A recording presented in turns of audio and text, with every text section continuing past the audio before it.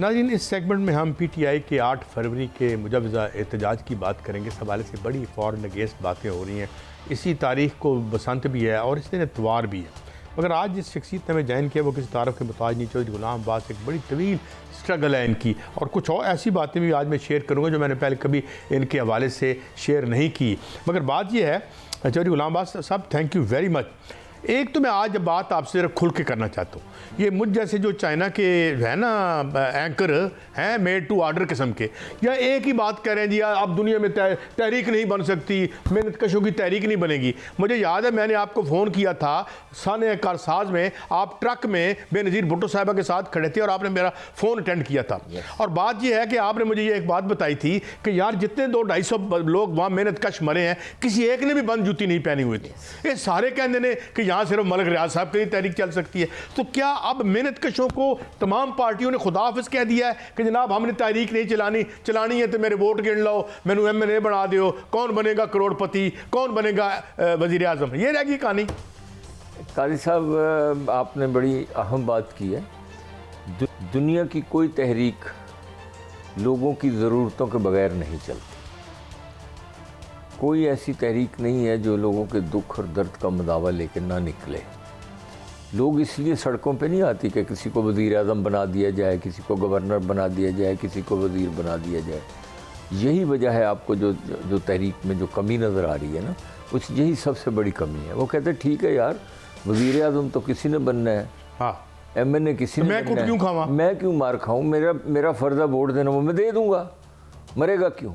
मरते लोग इसलिए जब उनके आप पेट की बात करें, उनकी इज़्ज़त की बात करें, उनके एहतराम की बात करें, उनकी तालीम की बात करें, उनके इलाज की बात करें, उनके लिए इंसाफ की बात करें, तो वो तो आप आइन को भी उस हद तक मानते हैं जिस हद तक वो प्रिविलेज क्लास के लिए आइन चलता है। आप वर्किंग क्लास का आइन के ऊपर बड़ा वाज़ेह है कि रोटी, कपड़ा और मकान की जिम्मेदारी, तालीम और रिहाइश की जिम्मेदारी। अच्छा, आप ये बताएं कि ये जो अब तहरीक रोकने की बात हो रही है, ये कहा जा रहा है जी हम मुलाकात करवाएंगे खान साहब से, 8 तारीख के बाद करवाएंगे। कुछ पहले मुलाकातें हो चुकी हैं, उनका इलाज भी करवाया है।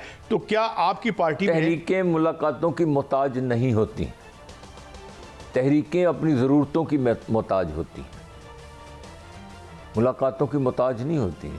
आपका क्या ख्याल है, जितनी भी दुनिया में तहरीकें चली हैं वो लीडर? लेकिन चौधरी साहब, इसका मतलब है कि 8 फरवरी को कोई तहरीक नहीं चल रही, क्योंकि मैं आपके सामने खबर रखता हूं कि जो सुहेल अफरीदी साहब की PM से मुलाकात हुई, उसमें भी जो है वो बानी PTI के हवाले से कोई बात नहीं हुई। वो कहते हैं इस पर भी गमो गुस्सा पाया जा रहा है पार्टी के अंदर, और ये भी वहाँ पर जो है खबर सामने आई है और ज़राए दावा कर रहे हैं कि मोहसिन नकवी साहब भी वहाँ पर मौजूद थे। और वहाँ पर जब बात की गई मुलाकातों के हवाले से तो मोहसिन नकवी साहब से हुई।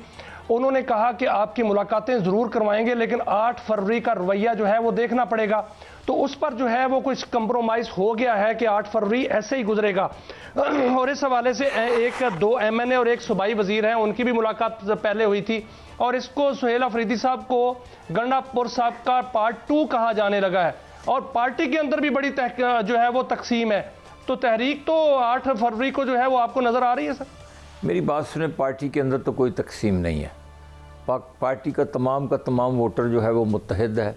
असल में इन लोगों को एक बात की समझ नहीं आ रही कि इस मुल्क में तहरीक जो है, जो कह रहे हैं कि तहरीक नहीं चल रही, इन्हें ये सोचना चाहिए कि ये इनके ख़िलाफ़ नफ़रत का उरूज है।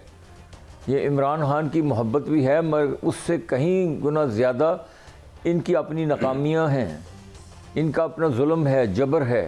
ये लोगों को ये मुकम्मल तौर पर ब्लैकआउट है, लोगों को समझ ही नहीं आ रही ये। और यही हालात जो है आज, मुझे तो फ़िक्र पाकिस्तान की सॉवरेनिटी का है।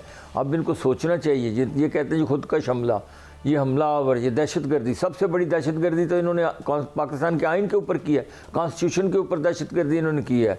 इन्होंने 8 फरवरी के इंतखाबात के ऊपर खुद का हमला किया है। पहिया जाम करना था, 8 फरवरी को निकलना था, KPK बंद करना था, वो तो लाहौर में बसंत मनाने जा रहे हैं। मेरी बात सुने, आप बसंत में देखेंगे, आप वहाँ पर बसंत 8 फरवरी को बसंत मनाएंगे या एहतजाज होगा? आप देखेंगे बसंत जो है वो पूरी की पूरी जमहूरियत की बहाली में तब्दील हो जाएगी। पूरा आसमान कैदी नंबर 804 होगा।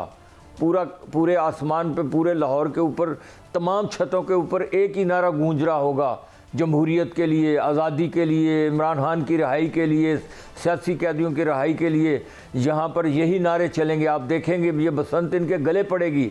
इन्होंने अपनी तरफ से कहा है कि ये बसंत, ये सरमायादारों का जो इन्होंने खेल खिलवाड़ इन्होंने शुरू किया है ना, ये बड़े बड़े लोगों के बड़े खेल इन्होंने शुरू किए हैं। लाहौर में इन्होंने जो रास्ता दिया है यही तहरीक का रास्ता होगा। यही 8 तारीख को आपको तहरीक नज़र आएगी। लाहौर के हर छत के ऊपर नारे लग रहे होंगे, किधर किधर पुलिस भागेगी, किधर किधर छापे लगाएंगे, किधर किधर आंसू गैस चलाएंगे, किधर किधर लाठीचार्ज करेंगे, छतों के ऊपर करेंगे जाके। मैं चौधरी साहब जरा लाइटर वेन, ये छतें भी तो बड़ी महंगी होगी। गुड्डे, सुना है गुड्डा जिसे हम पंजाबी में कहते हैं या पतंग कहते हैं। यानी चौधरी साहब जो पीटीआई है वो बसंत मनाएगी और एहतजाज करेगी, बसंत तो मनाएगी और साथ साथ एहतजाज भी करेगी। ओ मेरी बात सुने, ये आदमी अपने रास्ते निकाल लेते हैं।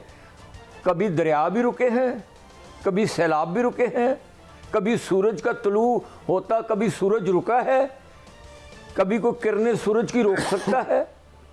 तुलू होता हुआ सूरज है, जमहूरियत तुलू हो रही है, फाशिज्म खत्म हो रहा है, अवाम के हकूक के जद्दोजहद आगे बढ़ रही है। कितना रोकेंगे? कभी सैलाब रुके हैं, कभी समंदर रुके हैं, साहब खबरें तो कभी दरिया रुके हैं। कह रहे हैं कि जमहूरियत तुलू हो रही है, लेकिन खबरें ये हैं कि बानी पीटीआई जो है, ये खबर आम है कि बानी पीटीआई बाहर जाना चाहते हैं। वो कहते हैं यूरोप भेज दें, हुकूमत कहती है मिडिल ईस्ट भेज देते हैं। फिर तुर्की की भी बात हो रही है कि तुर्की के सदर कहते हैं मेरे पास मेहमान बना दो। चल रही हैं। तो कहां से जमहूरियत तुलू होनी है? मेरी बात सुने, तुर्की के वजीर आज़म जो हैं उन्होंने यकीनी तौर पे इमरान खान साहब से कहा था कि आप आ जाएं, तुरक आ जाएं, मगर इमरान खान तो नहीं गया। ये ख्वाहिशात हैं हुक्मरानों की कि वो मुल्क छोड़ के चला जाए, ये ख्वाहिशात है उनकी। मगर एक बात मैं आपको बता दूं, ये प्रिंसिपल डिसीजन है इस मुल्क के अवाम का, डिसीजन है, उनका फैसला है कि अब ये तहरीक नहीं रुकेगी। अब इनको मुनसिफाना इंतखाबात कराने पड़ेंगे। अब पाकिस्तान का आइन अपनी असली शक्ल में बहाल होना पड़ेगा। ये कितना जबर करेंगे, ये कितना जुल्म करेंगे, ये कितना मुझे साहब ये मुझे बताएं ना, आप कितनी करोड़ का छत आप कहाँ से आपका वर्कर खरीदेगा? आप भी इशराफिया की और माल वालों की पार्टी है। गुड्डा 1200 का गुड्डा कहाँ से लेंगे आप? मसला ये है कि ये जो ऊपर छत तो एक सरमायादार खरीदेगा, तो जो उसके साथ 200 बंदा चढ़ा होगा छतों के ऊपर, ये सिर्फ उनकी गरीबों की अपनी छतें भी तो है ना, लोगों की अपनी छतें भी तो है ना। ये सारा लाहौर लोअर मिडिल क्लास सारे लाहौर की छतें करो 8.5 चले सी वो भी खोल। आप देख लें, ये छतें अवाम के कब्जे में चली जाएंगी। अच्छा। ये परेशान हो जाएंगे। अच्छा। इन्होंने लोगों को सॉफ्ट ग्राउंड मुहैया कर दिया तहरीक के लिए। मैं कहूँगा सारे पीटीआई के वर्कर को और जमहूरियत पसंद, लेकिन यहाँ तो ये हो गया ना, एक पार्टी के वर्कर हैं, उन्हीं को सुना गुड्डे मिल रहे हैं, वही चलाए जाएंगे। नहीं वो कर, मेरी बात सुने, ये इनके लिए इतनी बड़ी मुसीबत बनेगी ना 8 तारीख को, आप सोच भी नहीं सकते कितनी बड़ी मुसीबत बनेगी इनके लिए। ये 7 तारीख को, ये पहले तो लोग सड़कों पे आते थे ना, बुलाते थे ना सड़क पे आ जाओ, तो आए। भाई सड़क पे आने की ज़रूरत ही नहीं है। किस किस की सीढ़ियाँ चढ़ेंगे, किस किस के लेटर्स लगाएंगे, कहाँ कहाँ जाएंगे। सारा पंजाब तो लाहौर के छतों पे होगा। लाहौर की छतों पे नारे लग रहे होंगे आज़ादी के, इमरान की रिहाई के, सियासी कैदियों की रिहाई के, जमहूरियत की बहाली के नारे लग रहे होंगे पूरी छतों के ऊपर।